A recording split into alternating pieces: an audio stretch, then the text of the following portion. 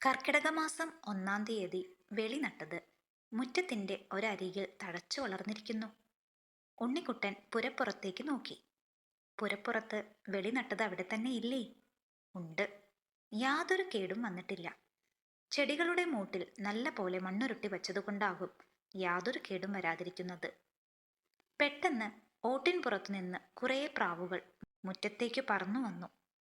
ഉണ്ണിക്കുട്ടൻ ശബ്ദമുണ്ടാക്കാതെ മുറ്റത്തിന്റെ ഒരരുകിലേക്ക് മാറി നിന്നു.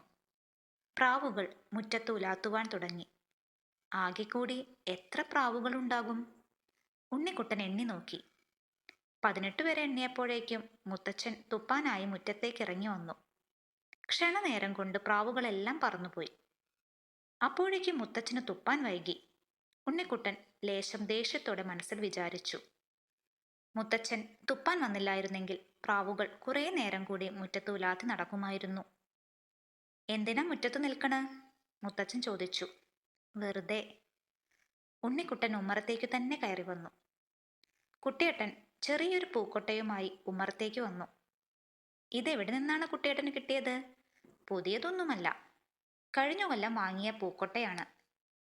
ഇക്കൊല്ലവും താമസിയാതെ പൂക്കൊട്ടയുടെ ആവശ്യം വരുമല്ലോ.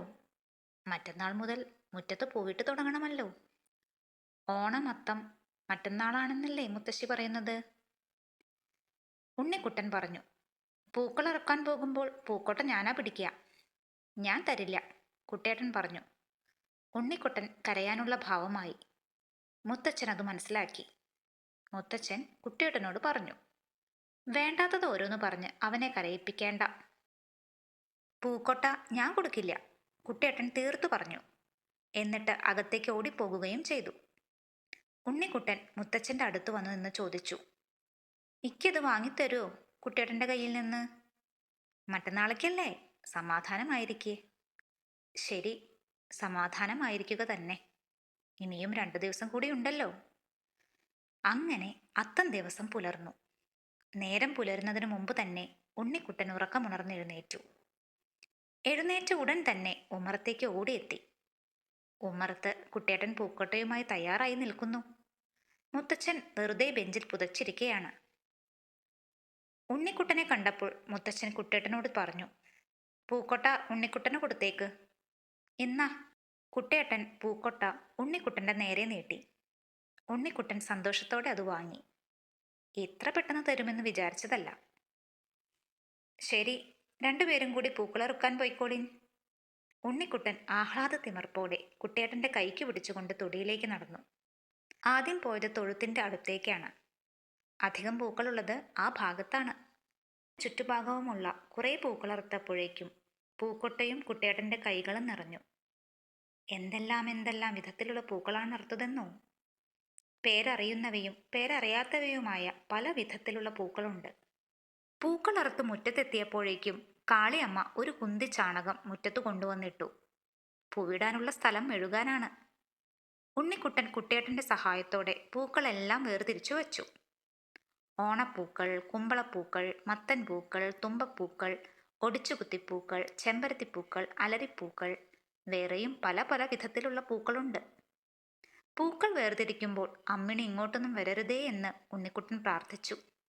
അവൾ വന്നാൽ ഒരിടത്തടങ്ങിയിരിക്കില്ല, പറഞ്ഞാൽ കേൾക്കുകയുമില്ല. ഒക്കെ ഇഷ്ടം പോലെ പ്രവർത്തിക്കും. മുത്തച്ഛൻ എവിടെയാണാവോ? പൂക്കൾ അറുക്കാൻ പോയപ്പോൾ ഉമ്മറത്തുണ്ടായിരുന്നുവല്ലോ. കാളിയമ്മ ചാണകത്തിൽ വെള്ളമൊഴിച്ച് കൈകൾ കൊണ്ട് കലക്കി ശരിപ്പെടുത്തി പാളാക്കുകൊണ്ട് വടിച്ചു വൃത്തിയാക്കി. എന്നിട്ട് ചാണകച്ചണ്ടിയും പാളാക്കും ഒക്കെയായി കിണറ്റിൻ കരയിലേക്ക് പോവുകയും ചെയ്തു. ഇനി പൂവിടാൻ തുടങ്ങാം. എനിക്ക് ശരിക്ക് പൂവിടാൻ അറിയുകയൊന്നുമില്ല, കുട്ടേട്ടൻ ഇട്ടോട്ടെ, സഹായിക്കാമെന്നു മാത്രം. വിചാരിച്ചതുപോലെ തന്നെ പൂവിടാൻ ആദ്യം തുടങ്ങിയത് കുട്ടേട്ടൻ തന്നെയാണ്. കുറച്ചു കഴിഞ്ഞപ്പോഴേക്ക് അമ്മിണിയെ ഒക്കത്ത് വെച്ചുകൊണ്ട് അമ്മയും എത്തി. അമ്മിണി നല്ല ഉത്സാഹഭാവത്തിലാണ്. അമ്മ അമ്മിണിയെ മുറ്റത്ത് വെച്ച് കുട്ടേട്ടനെ പൂവിടാൻ സഹായിച്ചു. അമ്മ പൂവിടാൻ തുടങ്ങിയപ്പോഴേക്കും പൂക്കളത്തിന്റെ വലിപ്പം വർദ്ധിച്ചു വന്നു. എല്ലാം കഴിഞ്ഞപ്പോൾ കുട്ടേട്ടൻ കുറച്ചു മാറി നിന്ന് എണ്ണി നോക്കിക്കൊണ്ട് പറഞ്ഞു, 14 വരിയുണ്ട്. അമ്മ സംതൃപ്തമായ മുഖഭാവത്തോടെ അകത്തേക്ക് പോയി.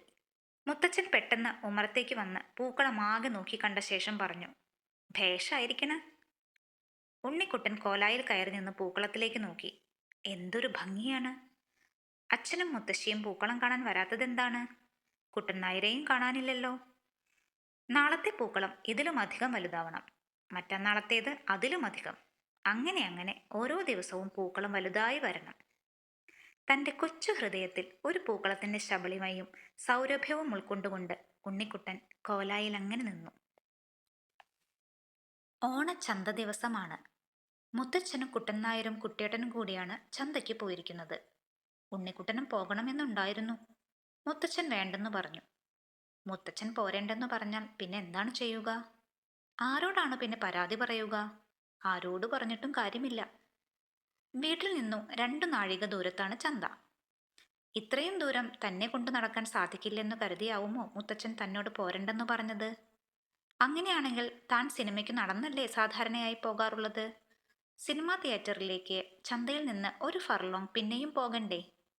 അപ്പോൾ അതാവില്ല കാരണം. വെയിൽ കൊള്ളേണ്ടി വരുമെന്ന് വിചാരിച്ചിട്ടോ, അതും ഇതും ചോദിച്ച് ബുദ്ധിമുട്ടിക്കുമെന്ന് വിചാരിച്ചിട്ടോ മറ്റോ ആയിരിക്കും. കുട്ടേട്ടൻ അലക്കിയ നിക്കറും ഷർട്ടും ധരിച്ച് കയ്യിലൊരു പ്ലാസ്റ്റിക് സഞ്ചിയുമായി മുത്തച്ഛൻ്റെ ഒപ്പം പോകുന്നത് കണ്ടപ്പോൾ കരച്ചിലൊതുക്കാൻ ഉണ്ണിക്കുട്ടന് നന്നേ പ്രയാസപ്പെടേണ്ടി വന്നു. 1 മണിക്ക് മുമ്പ് തിരിച്ചെത്തുമെന്നാണ് മുത്തച്ഛൻ പറഞ്ഞിരുന്നതെങ്കിലും ഇതുവരെയായും തിരിച്ചെത്തിയിട്ടില്ല. സമയം 2 മണി കഴിഞ്ഞുവെന്നാണ് അമ്മ പറയുന്നത്. എന്താണ് ഇവരെ ഇനിയും കാണാത്തത്? ഉണ്ണിക്കുട്ടൻ പടിക്കിലേക്കും മുറ്റത്തേക്കും മാറി മാറി നോക്കിക്കൊണ്ട് ഉമ്മറത്തെ കോലായിൽ വന്നിരുന്നു. മുറ്റത്തെ പൂക്കളത്തിന്റെ വട്ടം വളരെ കുറഞ്ഞിട്ടുണ്ട്. പൂക്കൾ ഇഷ്ടം പോലെ കിട്ടിയാലല്ലേ പൂക്കളത്തിന്റെ വട്ടം വർദ്ധിപ്പിക്കാനാവൂ. തൊടിയിലെ പൂക്കളെല്ലാം ഒരുമാതിരി അവസാനിച്ച മട്ടാണ്. കാര്യമായി ഒടിച്ചുകുത്തി പൂക്കൾ മാത്രമേയുള്ളൂ. ചില ദിവസങ്ങളിൽ കാളിയമ്മയും അപ്പുണ്ണിയും പൂക്കൾ കൊണ്ടുവരാറുണ്ട്. അപ്പുണ്ണി വൈകുന്നേരമാണ് പൂക്കൾ കൊണ്ടുവരിക. അപ്പോഴത് വാടാതിരിക്കാനായി ചേമ്പിന്റെ ഇലയിൽ പൊതിഞ്ഞ് പൊന്തക്കാടുകളിൽ എവിടെയെങ്കിലും വെക്കും. അങ്ങനെ ചെയ്തില്ലെങ്കിൽ പിറ്റേ ദിവസത്തേക്ക് വാടിയാലോ. ഇനി ഏതായാലും അധിക ദിവസം പൂക്കളം ഉണ്ടാക്കേണ്ടല്ലോ. ഇന്ന് തൃക്കേട്ടയായി. മൂലം പൂരാടം 2 ദിവസം കൂടി പൂക്കളം വേണം. ഉത്രാടം ദിവസം തൃക്കാക്കരപ്പനെ വയ്ക്കും. തിരുവോണ ദിവസം മാദേവരെയും. ഉണ്ണിക്കുട്ടൻ പൂക്കളത്തിലേക്ക് ശ്രദ്ധിച്ചു നോക്കി. പൂക്കളെല്ലാം വല്ലാതെ വാടി ചുളുങ്ങിയിരിക്കുന്നു. വെയിൽ കൊണ്ടിട്ടാവും. ഇപ്പോൾ രാവിലെ പൂക്കളറുക്കാൻ പോകാനൊന്നും രസമില്ല. ചിലപ്പോൾ കുട്ടിയേട്ടൻ വരികയേ ഇല്ല. ഒക്കെ ഉണ്ണിക്കുട്ടന്റെ ഇഷ്ടം പോലെയാണ്. പൂക്കളത്തിനടുത്ത് ഒരു മഞ്ഞക്കിളി പറന്നു വന്നിരിക്കുകയും ഉടൻ തന്നെ പറന്നു പോവുകയും ചെയ്തു. എന്തിനാണ് ഇതത്ര വേഗം പറന്നുപോയത്? പേടിച്ചിട്ടാകുമോ? മഞ്ഞക്കിളിയെ കാണാനാണ് കാക്കയേക്കാളും ചെമ്പോത്തിനേക്കാളും ഭംഗി. എന്താണ് മുത്തച്ഛനെയും കൂട്ടരെയും ഇനിയും കാണാത്തത്? വിശക്കുന്നുണ്ടാവില്ലേ അവർക്ക്? ഹോട്ടലിൽ കയറി ഉഴുന്നുവടയും കാപ്പിയും കഴിച്ചിരിക്കുമോ? അതോ മൊയ്തുണ്ണിയുടെ പെട്ടിപ്പീടികയിൽ നിന്നും നന്നാരി സർവത്ത് കുടിച്ചിരിക്കുമോ? ഉണ്ടാവില്ല. നന്നാരി സർവത്ത് കുടിച്ചിട്ടുണ്ടാവില്ല. മുത്തച്ഛനതൊന്നും ഇഷ്ടമല്ല. ഒരു പക്ഷേ കുട്ടേട്ടന് വാങ്ങിക്കൊടുത്തിട്ടുണ്ടാകും. മുത്തച്ഛനും കുട്ടൻ നായരും ഒന്നും കഴിച്ചിട്ടുണ്ടാവില്ല. കുട്ടേട്ടൻ എന്തിനാണാവോ പ്ലാസ്റ്റിക് സഞ്ചി കൊണ്ടുപോയിരിക്കുന്നത്? കനമുള്ള സാധനങ്ങളൊന്നും അതിനകത്തിടാൻ പറ്റില്ല. പച്ചമുളക്, വെറ്റില, കറിവേപ്പിന്റെ ഇല ഇങ്ങനെയുള്ളത് ഏതെങ്കിലും കൊണ്ടുവരാൻ പറ്റും, അത്ര തന്നെ. കുട്ടൻ നായർ കൊണ്ടുപോയ വലിയ കൊട്ട പച്ചക്കറി സാധനങ്ങൾ വാങ്ങിക്കൊണ്ടുവരാനായിരിക്കും. നേന്ത്രക്കായ കൊണ്ടുവരുന്നത് എങ്ങനെയാണാവോ? 600 നേന്ത്രക്കായ വേണമെന്നല്ലേ പറഞ്ഞിരിക്കുന്നത്? 500 എണ്ണം പഴുപ്പിക്കാനും 100 എണ്ണം വറുക്കാനും കറികൾ വെക്കാനും. അപ്പോൾ എത്ര കുല കായയുണ്ടാകും? മുത്തശ്ശിയോട് ചോദിച്ചു നോക്കിയാലോ? ശരി, ചോദിച്ചു നോക്കാം. ഉണ്ണിക്കുട്ടൻ എഴുന്നേറ്റ് അകത്തേക്ക് പോകാൻ ഒരുങ്ങിയപ്പോഴേക്കും ഗേറ്റ് ആരോ തുറക്കുന്ന ശബ്ദം കേട്ടു. നോക്കിയപ്പോൾ 3 ചുമട്ടുകാർ വലിയ കൊട്ടകളിൽ നേന്ത്രക്കായയുമായി ഗേറ്റ് കടന്നു വരികയാണ്. അവരുടെ പിന്നാലെ മുത്തച്ഛനും കുട്ടൻനായരും കുട്ടേട്ടനുമുണ്ട്. കുട്ടൻനായരുടെ തലയിലെ കൊട്ടയിൽ നേന്ത്രക്കായയല്ല, പച്ചക്കറികളാണ്. ചുമട്ടുകാർ ഉമ്മർത്തെത്തുന്നതിന് മുമ്പ് തന്നെ മുത്തച്ഛൻ ധൃതിയിൽ നടന്നു വന്ന് ഉമ്മർക്കോലായിൽ കയറി നിൽപ്പുറപ്പിച്ചു. ചുമടിറക്കി വെക്കാൻ സഹായത്തിന് ഒരാൾ വേണമല്ലോ. മുത്തച്ഛന്റെ സഹായത്തോടെ ചുമട്ടുകാർ തലയിൽ നിന്നും കൊട്ടകൾ ഇറക്കി വെച്ചപ്പോഴേക്കും കുട്ടേട്ടൻ പ്ലാസ്റ്റിക് സഞ്ചിയുമായി അകത്തേക്ക് ഓടിപ്പോയി. കുട്ടേട്ടന്റെ പിന്നാലെ പോകണോ ഉമ്മർത്തു തന്നെ നിൽക്കണോ എന്ന് സംശയിച്ചുകൊണ്ട് നിന്നു. ഉടൻ തന്നെ തീരുമാനമെടുക്കുകയും ചെയ്തു. തൽക്കാലം കുട്ടേട്ടന്റെ പിന്നാലെ പോകേണ്ട. മുത്തശ്ശിയും അമ്മിണിയെ ഒക്കത്ത് വെച്ചുകൊണ്ട് അമ്മയും ഉമ്മറത്തേക്ക് വന്നു. ചോറ് വിളമ്പട്ടെ? മുത്തശ്ശി ചോദിച്ചു. മുത്തച്ഛൻ സമ്മതഭാവത്തിൽ മൂളി. എന്നിട്ട് ചുമട്ടുകാർക്ക് കൂലി കൊടുത്തു പറഞ്ഞയച്ചു. അമ്മിണി അമ്മയുടെ ഒക്കത്ത് നിന്ന് ഊർന്നിറങ്ങി. ശരി, വികൃതി കാട്ടാതെ ഇവിടെ നിന്നോ. അമ്മ അകത്തേക്ക് പോയി. പുറകെ മുത്തശ്ശിയും മുത്തച്ഛനും. കുട്ടൻ നായരും വന്നോളൂ. അകത്തേക്ക് പോകുന്നതിനിടയിൽ മുത്തശ്ശി പറഞ്ഞു. വരട്ടെ, ഈ നേന്ത്രക്കുലയൊക്കെ അകത്തു കൊണ്ടുപോയി വെക്കട്ടെ. കുട്ടൻ നായർ കൊട്ടകളിൽ നിന്നും നേന്ത്രക്കുലകൾ ഓരോന്നായി പതുക്കെ പുറത്തേക്കെടുത്തു വെച്ചു. ഉണ്ണിക്കുട്ടൻ എണ്ണി നോക്കി. എല്ലാം കൂടി 10 കുല കായയുണ്ട്. ഓരോ കുലയിലും എത്ര കായകൾ ഉണ്ടാകുമോ ആവോ. കുട്ടൻ നായർ എല്ലാ കുലകളും അകത്തൊരിടത്ത് കൊണ്ടുപോയി നിരത്തി വെച്ചു. പച്ചക്കറികൾ അടങ്ങിയ കൊട്ട മാത്രം കുട്ടിയറയിൽ കൊണ്ടുപോയി വെക്കുകയാണ് ഉണ്ടായത്. എന്നിട്ട് കുട്ടൻ നായർ കിണറ്റിൻകരയിലേക്ക് പോയി. ഊണു കഴിക്കുന്നതിന് മുമ്പ് കൈകാലുകൾ കഴുകാനാവും. ഉമ്മറത്തു താനും അമ്മിണിയും മാത്രമായി ശേഷിച്ചപ്പോൾ ഉണ്ണിക്കുട്ടൻ അമ്മിണിയുടെ കൈക്ക് പിടിച്ചുകൊണ്ട് അകത്തേക്ക് നടന്നു. കുട്ടേട്ടൻ ഓടി വന്ന് ഉണ്ണിക്കുട്ടനും അമ്മിണിക്കും ഓരോ മിഠായി കൊടുത്തു. മിഠായി വാങ്ങി വായിലിട്ടുകൊണ്ട് ഉണ്ണിക്കുട്ടൻ ചോദിച്ചു. സഞ്ചിയിൽ എന്തായിരുന്നു? കറിവേപ്പിൻ്റെലയും വെറ്റിലയും. സർവത്ത് കുടിച്ചോ? ഇല്ല. പിന്നെന്തേ കഴിച്ചത്? ഐസ്ക്രീം. ഇതു കേട്ടപ്പോൾ ഉണ്ണിക്കുട്ടന് കുട്ടേട്ടനോട് ലേശം അസുഖം തോന്നാതിരുന്നില്ല. അസുഖമെന്നല്ല, അസൂയ എന്നാണു പറയേണ്ടത്. തനിക്ക് ഐസ്ക്രീം കഴിക്കാൻ സാധിച്ചില്ലല്ലോ. ഐസ്ക്രീം ഏതിലേ കിട്ടിയത്? പളുങ്കു കോപ്പയിലോ അതോ കടലാസ് കോപ്പയിലോ? ഐസ്ക്രീം പളുങ്കു കോപ്പയിലും കടലാസ് കോപ്പയിലും കിട്ടും. ഉണ്ണിക്കുട്ടൻ ഇതുവരെയായും പളുങ്കു കോപ്പയിൽ കിട്ടുന്ന ഐസ്ക്രീം കഴിച്ചിട്ടില്ല. കുട്ടേട്ടൻ പറഞ്ഞു. കടലാസു കോപ്പയിൽ. ഉണ്ണിക്കുട്ടന് ലേശം സമാധാനമായി. പളുങ്കു കോപ്പയിൽ കിട്ടിയില്ലല്ലോ. കുട്ടേട്ടൻ ഉമ്മറത്തേക്ക് ഓടിപ്പോയി. പുറകെ അമ്മിണിയും ഓടിപ്പോയി. ഇനിയും മിഠായി കിട്ടുമെന്ന് വിചാരിച്ചാവും കുട്ടേട്ടന്റെ പുറകെ ഓടുന്നത്. അടുക്കളത്തളത്തിലേക്ക് ചെന്നപ്പോൾ മുത്തച്ഛന്റെ ഊണു കഴിയാറായിരിക്കുന്നു. മുത്തച്ഛൻ ചോദിച്ചു. മിഠായി കിട്ടിയില്ലേ? ഉവ്വ് എന്ന അർത്ഥത്തിൽ ഉണ്ണിക്കുട്ടൻ തലയാട്ടി. എത്ര എണ്ണം? 1. ഇക്കെന്തേ ഐസ്ക്രീം കൊണ്ടുവരാഞ്ഞ്? ഐസ്ക്രീം പൊതിഞ്ഞു കൊണ്ടുവരാനും മറ്റും ബുദ്ധിമുട്ടല്ലേ? ഉണ്ണിക്കുട്ടൻ അതിന് സമാധാനമൊന്നും പറയാതെ മുത്തച്ഛൻ്റെ അടുത്ത് വെച്ചിട്ടുള്ള കോപ്പയിൽ അവശേഷിച്ചിരുന്ന മോരെടുത്ത് കുടിച്ചു. മുത്തച്ഛൻ ചിരിച്ചുകൊണ്ട് ചോദിച്ചു. ഇപ്പോ ഐസ്ക്രീം കഴിച്ച ഫലമായില്ലേ? മുത്തശ്ശിയും അമ്മയും ചിരിച്ചു. എന്തിനാണ് എല്ലാവരും കൂടി ചിരിക്കുന്നത്? തന്നെ കളിയാക്കുകയാണോ? മുത്തച്ഛൻ ഊണു കഴിഞ്ഞ് എഴുന്നേറ്റ് കൈ കഴുകാനായി അടുക്കള കോലായിലേക്ക് പോയി. ഇനി എന്താണാവോ ഭാവം? നേന്ത്രക്കുലകൾ കെട്ടിത്തൂക്കുന്നത് എപ്പോഴായിരിക്കും? ഏതായാലും വിസ്തരിച്ചൊന്ന് മുറുക്കിയതിനു ശേഷമേ ഉണ്ടാവൂ. കൈ കഴുകി മുത്തച്ഛൻ ഉമ്മറത്തേക്ക് നടന്നപ്പോൾ മുത്തശ്ശി ചെല്ലവുമായി ഉമ്മറത്തേക്ക് വന്നു. അപ്പോഴേക്ക് ഉണ്ണിക്കുട്ടനും ഉമ്മറത്തെത്തിക്കഴിഞ്ഞു. മുത്തച്ഛൻ ചെല്ലം തുറന്നു മുറുക്കി. മുത്തശ്ശി ഓണത്തിനാവശ്യമുള്ള തൈര്, പപ്പടം, പലവ്യഞ്ജനം, തുണിത്തരങ്ങൾ എന്നിവയെക്കുറിച്ചെല്ലാം നിർത്താതെ സംസാരിക്കാൻ തുടങ്ങി. ഇതിനു മുമ്പ് എത്ര പ്രാവശ്യം പറഞ്ഞതാ? പിന്നെയും പിന്നെയും എന്തിനാണ് പറയുന്നത്? ഉണ്ണിക്കുട്ടൻ വിചാരിച്ചു. മുത്തച്ഛൻ ബെഞ്ചിൽ ചെരിഞ്ഞു കിടന്നു. ക്ഷീണം കൊണ്ടാകും. രാവിലെ പോയിട്ട് ഇപ്പോഴല്ലേ തിരിച്ചു വന്നത്. പെട്ടെന്ന് എഴുന്നേറ്റ് ബെഞ്ചിലിരുന്നു കൊണ്ട് മുത്തച്ഛൻ പറഞ്ഞു. കിടന്നാൽ പറ്റില്ലല്ലോ. കായ വറുക്കൽ ഇന്ന് കഴിച്ചേക്കാം. ശരി. മുത്തശ്ശി എഴുന്നേറ്റ് അകത്തേക്ക് നടന്നു. ശരി, ഞാനും വരാം. മുത്തച്ഛനും അകത്തേക്ക് നടന്നു. ഉണ്ണിക്കുട്ടനും സംശയിക്കാതെ മുത്തച്ഛന്റെ പിന്നാലെ കൂടി. മുത്തശ്ശി വലിയ 4 നാക്കില കൊണ്ടുവന്ന് നിലത്ത് പരത്തിയിട്ടു. കുട്ടൻ നായർ 2 കുല കായ താങ്ങി പിടിച്ചു കൊണ്ടുവന്ന് മുത്തച്ഛന്റെ മുമ്പിൽ വെച്ചു. മുത്തച്ഛൻ ചില കായയിൽ ഞൊടിച്ച് മൂപ്പ് തിട്ടപ്പെടുത്തി ഇരിഞ്ഞെടുത്തു. വാഴക്കറകൾ നിലത്തേക്ക് ഇറ്റിറ്റു വീഴുന്നത് ഉണ്ണിക്കുട്ടൻ കൗതുകത്തോടെ നോക്കി. മുകളിലത്തെ അലമാരയിൽ നിന്നും കായ നുറുക്കാൻ മേശക്കത്തി കൊണ്ടുവന്ന് കൊടുത്തത് കുട്ടേട്ടനാണ്. മുത്തച്ഛൻ കുട്ടൻ നായരോട് പറഞ്ഞു. നിങ്ങൾ തോല് പൊളിച്ചോളിൻ, ഞാൻ നുറുക്കാം. ശരി. കുട്ടൻ നായർ ഓരോ നേന്ത്രക്കായയുടെയും നാക്കും മൂക്കും കളഞ്ഞു തൊലി പൊളിച്ചു വലിയ ഒരടുക്ക് ചെമ്പിലേക്ക് ഇടാൻ തുടങ്ങി. എത്ര വേഗത്തിലാണ് കുട്ടൻ നായർ നേന്ത്രക്കായയുടെ തൊലി പൊളിക്കുന്നതെന്നോ. ഓരോ നേന്ത്രക്കായയിൽ നിന്നും 3 കഷ്ണം തൊലി വീതമാണ് അടർത്തിയെടുക്കുന്നത്. മുത്തച്ഛനും ഒട്ടും മോശമല്ല. നേന്ത്രക്കായകൾ ഒരേ വലിപ്പത്തിൽ നാക്കിലയിൽ നുറുക്കി കൂട്ടുന്നു. മുത്തച്ഛന് ഇത്രയും നന്നായി നുറുക്കാൻ സാധിക്കുമെന്ന് ഉണ്ണിക്കുട്ടൻ വിചാരിച്ചിരുന്നില്ല. ശർക്കര ഉപ്പേരിക്കും വറുത്തുപ്പേരിക്കും വെവ്വേറെ ആയിട്ടാണ് നുറുക്കിയത്. ശർക്കര ഉപ്പേരിക്കുള്ള കഷ്ണത്തിന് വറുത്തുപ്പേരിക്കുള്ള കഷ്ണത്തേക്കാൾ വലിപ്പമുണ്ട്. നേന്ത്രക്കായയുടെ തൊലികൾ ഒരു ഭാഗത്ത് ചുരുണ്ടുകൂടി കൂമ്പാരമായി കിടക്കുന്നു. ഇനി ഇതെല്ലാം നനുനനുന്നനെ അരിഞ്ഞെടുത്തു മെഴുക്ക് പുരട്ടി ഉണ്ടാക്കും. പക്ഷേ നേന്ത്രക്കായ തൊലി കൊണ്ടുള്ള മെഴുക്ക് പുരട്ടി ഉണ്ണിക്കുട്ടന് ഇഷ്ടമല്ല. എത്ര വെളിച്ചെണ്ണ ഒഴിച്ചു പുരട്ടിയാലും അതിനൊരു സ്വാദും ഉണ്ടാവില്ലെന്നാണ് ഉണ്ണിക്കുട്ടന്റെ പക്ഷം. അമ്മ പെട്ടെന്ന് വന്ന് അടുക്കളയിലേക്ക് പോകുന്നത് കണ്ടു. അമ്മിണിയെ ഉറക്കി കിടത്തി വരികയാവും. ഉരുളി പത്തായത്തിലല്ലേ? അതെടുക്കാൻ കുട്ടൻ നായർ തന്നെ വേണ്ടിവരും മുത്തശ്ശി. ഇതു കേൾക്കേണ്ട താമസം കുട്ടൻ നായർ ശരി എന്ന് പറഞ്ഞെഴുന്നേറ്റ് പത്തായത്തിന്റെ അടുത്തേക്ക് നടന്നു. പിന്നാലെ കുട്ടേട്ടനും പോകാൻ തുനിഞ്ഞപ്പോൾ മുത്തച്ഛൻ ചോദിച്ചു, നീ എങ്ങട്ടാ? കുട്ടൻ നായർക്ക് സഹായത്തിന് ആരും വേണ്ട. കുട്ടേട്ടൻ അയ്യതടാന്നായി. ഇരുന്നിടത്തു തന്നെ ഇരുന്നു. കുട്ടേട്ടൻ അങ്ങനെ വേണം, ഉണ്ണിക്കുട്ടൻ വിചാരിച്ചു. കുട്ടൻ നായർ ക്ഷണനേരം കൊണ്ട് ഉരുളിയും താങ്ങി പിടിച്ചു കൊണ്ടെത്തി. നല്ല കനമുള്ള ഉരുളിയാണ്. അത് കുട്ടൻ നായരുടെ മുഖഭാവത്തിൽ നിന്നും മനസ്സിലാക്കാം.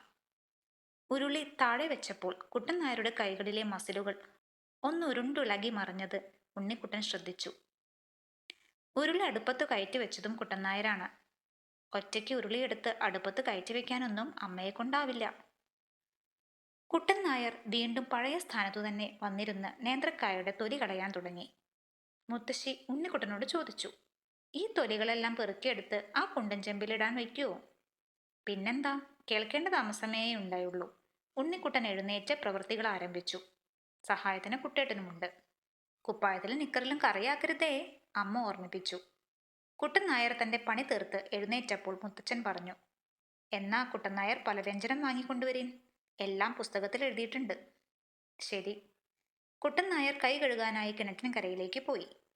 കുട്ടൻ നായർ കൈ കഴുകി വന്നപ്പോഴേക്കും മുത്തശ്ശി ഒരു കുട്ടയും പല വ്യഞ്ജനങ്ങളുടെ പേരെഴുതിയ പുസ്തകവും കൊണ്ടുവന്നു കൊടുത്തു. കുട്ടൻ നായർ അങ്ങാടിയിലേക്ക് പോയി. അടുക്കളയിൽ നിന്ന് ഉരുളിയിൽ എണ്ണ ഒഴിക്കുമ്പോഴത്തെ ശബ്ദം കേട്ടു. ഉരുളിയിൽ വെള്ളത്തുള്ളികൾ ഉണ്ടാവുന്നതുകൊണ്ടാവും ഈ ശബ്ദം കേൾക്കുന്നത്. വെള്ളത്തുള്ളികൾ ശരിക്ക് വറ്റിക്കഴിഞ്ഞ ശേഷം എണ്ണയൊഴിച്ചാൽ മതിയായിരുന്നില്ലേ? മുത്തച്ഛൻ ശർക്കര ഉപ്പേരിക്ക് നുറുക്കിയ കഷ്ണവുമായി അടുക്കളയിലേക്ക് പോയി. പോകുമ്പോൾ ഇത്രയും പറഞ്ഞു, രണ്ടാളും വികൃതി കാട്ടാതെ ഉമ്മറത്ത് പോയിരുന്നോളിൻ. കുട്ടേട്ടൻ എന്താണ് വേണ്ടതെന്ന് ഒരു നിമിഷം ആലോചിച്ചു നിന്ന ശേഷം ഉമ്മറത്തേക്ക് ഓടിപ്പോയി. ഉണ്ണിക്കുട്ടൻ മഞ്ചപ്പത്തായത്തിന്മേൽ വന്നിരുന്നു. ഇപ്പോൾ മുത്തച്ഛനും മുത്തശ്ശിയും അമ്മയും അടുക്കളയിലാണ്. മൂന്നാളും കൂടി എന്തിനാണ് അവിടെ? അടുക്കളയിൽ ചെന്ന് അവിടെ നടക്കുന്നതെല്ലാം വിസ്തരിച്ചൊന്ന് നോക്കിക്കാണണമെന്നുണ്ട് ഉണ്ണിക്കുട്ടന്. മുത്തച്ഛൻ ദേഷ്യപ്പെട്ടാലോ? അങ്ങോട്ടൊന്നും ചെല്ലരുതെന്ന് മുത്തച്ഛൻ തന്നെ പറഞ്ഞിട്ടുമുണ്ട്. തിളയ്ക്കുന്ന എണ്ണയിലേക്ക് കഷ്ണങ്ങൾ ഇടുന്ന ശബ്ദം കേട്ടു. ഇനി കുറച്ചു നേരം കൂടി കഴിഞ്ഞാൽ ഉപ്പ് വെള്ളം തളിക്കുമ്പോഴത്തെ ശബ്ദവും കൂടി കേൾക്കാം. ഉണ്ണിക്കുട്ടൻ മഞ്ചപ്പത്തായത്തിന്മേൽ മലർന്നു കിടന്നു. മുകളിലേക്ക് നോക്കിയപ്പോൾ വിട്ടത്തിന്മേലെല്ലാം മാറാലയുണ്ട്. എത്ര വേഗത്തിലാണ് മാറാലയുണ്ടാകുന്നത്? കർക്കിടക മാസം 1-ാം തീയതിയുടെ 3-4 ദിവസങ്ങൾക്ക് മുമ്പല്ലേ ചിതലും മാറാലയും എല്ലാം തട്ടിക്കളഞ്ഞത്? ഒരു മാസത്തിനുള്ളിൽ ഇത്രയധികം മാറാലയുണ്ടാകുമോ? കുട്ടൻ നായർ ഇപ്പോൾ പല വ്യഞ്ജനക്കടയിൽ എത്തിയിട്ടുണ്ടാകും. സാധനങ്ങളെല്ലാം കൂടി ഒരു ട്രിപ്പിൽ തന്നെ കൊണ്ടുവരാൻ സാധിക്കുമോ? സാധിക്കുമെന്ന് തോന്നുന്നില്ല. അവന്റെ ചിന്തകൾ വീണ്ടും അടുക്കളയിലേക്ക് തന്നെ തിരിച്ചെത്തി. വറുത്തുപ്പേരിക്ക് നുറുക്കിയിരിക്കുന്നതെല്ലാം ചെറിയ നന്നാല് കഷ്ണങ്ങളായിട്ടാണല്ലോ. കോഴിക്കോട്ട് നിന്ന് കൊണ്ടുവന്ന വാഴയ്ക്ക നുറുക്കിനെ പോലെ വട്ടത്തിൽ നുറുക്കിയാലെന്താ? ഓണത്തിന് അങ്ങനെ നുറുക്കാൻ പാടില്ലായിരിക്കുമോ? ശർക്കരയുപ്പേരിക്ക് നുറുക്കിയിട്ടുള്ളതും വട്ടത്തിലുള്ള ഒരേ കഷ്ണമായല്ല, 2 കഷ്ണമായാണ്. വിചാരിച്ച പോലെ തന്നെ ഉപ്പ് വെള്ളം തളിക്കുന്ന ശബ്ദം കേട്ടു. ഇതൊക്കെ കേൾക്കുന്നതോടൊപ്പം തന്നെ കാണുകയും ചെയ്യേണ്ട കാര്യങ്ങളാണ്. ഏതായാലും വൈകുന്നേരത്തെ ചായക്ക് വറുത്തുപ്പേരിയും ശർക്കര ഉപ്പേരിയും സ്വാദ് നോക്കാൻ കിട്ടാതിരിക്കില്ല. ഇന്ന് നല്ല ചായ ഉണ്ടാക്കിത്തരാൻ അമ്മയോട് പറയണം. ഉമ്മറത്തു നിന്ന് അപ്പുണ്ണിയുടെ ശബ്ദം കേട്ടു. കുട്ടേട്ടന്റെയും ശബ്ദം കേൾക്കാനുണ്ട്. അപ്പുണ്ണി ഏതെങ്കിലും പൂക്കളുമായി വന്നതായിരിക്കും. ഓടിച്ചെന്ന് നോക്കിയപ്പോൾ ശരിയാണ്, കുറെ ചെമ്പരത്തിപ്പൂക്കൾ ഒരു ചേമ്പിലയിൽ പൊതിഞ്ഞു കൊണ്ടുവന്നിരിക്കുന്നു. അപ്പുണ്ണി കുറച്ചു ധൃതിയിലാണ്. അതുകൊണ്ട് ലോഹ്യം പറയാനൊന്നും നിൽക്കാതെ ഓടിപ്പോയി. കുട്ടിയേട്ടൻ ചെമ്പരത്തിപ്പൂക്കൾ പൊതിഞ്ഞ പൊതി പൊന്തയ്ക്കുള്ളിൽ എവിടെയെങ്കിലും വെക്കാനായി തൊടിയിലേക്ക് പോയി. പൂക്കൾ നാളേക്ക് വളരുതല്ലോ. കുട്ടൻ നായർ തലയിലൊരു കൊട്ടയുമായി ഉമ്മറ മുറ്റത്തെത്തിയപ്പോഴാണ് ഉണ്ണിക്കുട്ടൻ കണ്ടത്. ഇത്ര വേഗം കുട്ടൻ നായർ തിരിച്ചെത്തിയെന്നോ? കുട്ടൻ നായർ കൊട്ട ഉമ്മറ വാതിലിൽ മുട്ടാതിരിക്കാൻ ലേശം കുനിഞ്ഞു നടന്നുകൊണ്ട് നേരെ അകത്തേക്ക് പോയി. മുത്തച്ഛന്റെ സഹായത്തോടെ കൊട്ട താഴ്ത്തിറക്കിയപ്പോഴേക്കും ഉണ്ണിക്കുട്ടനും ഓടിയെത്തി. എല്ലാ സാധനങ്ങളും കൂടി ഒരു ട്രിപ്പിൽ തന്നെ കൊണ്ടുവന്നിരിക്കുന്നുവെന്ന് തോന്നുന്നു. കുട്ടൻ നായർ തെരികയായി ഉപയോഗിച്ചിരുന്ന തോർത്തുമുണ്ട് തട്ടിക്കുടഞ്ഞുകൊണ്ട് അകായിൽ നിന്നുപോയി. മുത്തശ്ശി കൊട്ടയിൽ നിന്ന് ഓരോ പൊതികളായി പുറത്തേക്കെടുത്തു വെച്ചു. കടലാസിൻ പൊതികളും ഇലപ്പൊതികളും ഉണ്ട്. കായപ്പെട്ടി ഉണ്ണിക്കുട്ടൻ കയ്യിലെടുത്തു മണത്തു നോക്കി. കായത്തിന്റെ മണം ഉണ്ണിക്കുട്ടന് വളരെ ഇഷ്ടമാണ്. നല്ല ഉശിരുള്ള മണം. കുട്ടേട്ടന് കായത്തിന്റെ മണം ഇഷ്ടമല്ല. ഇടയ്ക്കിടയ്ക്ക് വയറ്റിൽ വേദന ഉണ്ടാകുമ്പോൾ മോരിൽ കായം കലക്കി കുട്ടേട്ടൻ കുടിക്കുന്നത് കാണാം. എന്തുമാത്രം പാടുപെട്ടാണ് കുടിക്കുകയെന്നോ. തൽക്കാലം ഇവിടെ നിന്നൊന്ന് പൊയ്ക്കോ, ഞാനിതൊക്കെ ഒന്ന് പാത്രങ്ങളിലാക്കി വെക്കട്ടെ, മുത്തശ്ശി ഉണ്ണിക്കുട്ടനോട് പറഞ്ഞു. ശരി, പൊയ്ക്കളയാം. ഉണ്ണിക്കുട്ടൻ ഉമ്മറത്തേക്ക് പോയി. അവിടെ കുട്ടേട്ടൻ ഒരു കാർഡ്ബോർഡിന്റെ കഷ്ണം വെട്ടി ശരിപ്പെടുത്തുകയാണ്. എന്തിനാണാവോ? എന്തിനാ അത്? ഒക്കെ ആവശ്യമുണ്ട്. എന്താ പറഞ്ഞാൽ? നീ പോയി നിന്റെ പണി നോക്കിക്കോ. ഇങ്ങനെയില്ല ഒരു യോഗ്യൻ എന്ന് വിചാരിച്ചുകൊണ്ട് ഉണ്ണിക്കുട്ടൻ ബെഞ്ചിൽ വന്നിരുന്നു. കുട്ടേട്ടൻ എന്തെങ്കിലും ചെയ്തോട്ടെ. മഞ്ഞവേലിൽ കുളിച്ചു നിൽക്കുന്ന തൊടിയിലേക്ക് നോക്കിക്കൊണ്ടങ്ങനെ ഇരിക്കുമ്പോഴും മനസ്സു മുഴുവനും അടുക്കളയിലായിരുന്നു. വറവെല്ലാം കഴിഞ്ഞു വറുത്തുപ്പേരിയും ശർക്കരയുപ്പേരിയും എപ്പോഴാണ് സ്വാദ് നോക്കാൻ കിട്ടുക?